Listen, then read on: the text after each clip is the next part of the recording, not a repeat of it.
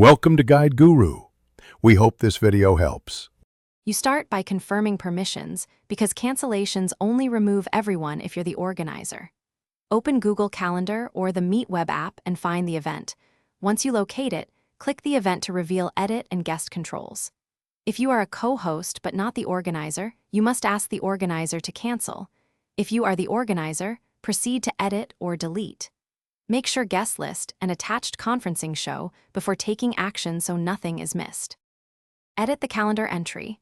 Click the pencil icon to open full details, and then choose Delete Event or Cancel Meeting depending on your interface.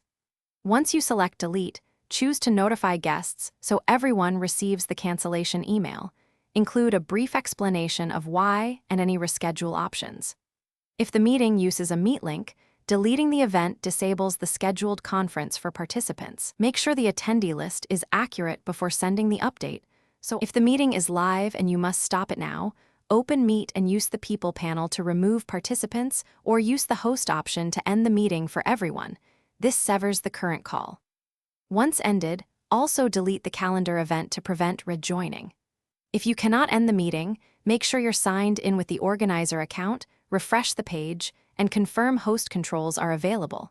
If not, contact your admin for forced termination and resend the cancellation notice to attendees. Thanks for watching. Consider subscribing if we helped you today.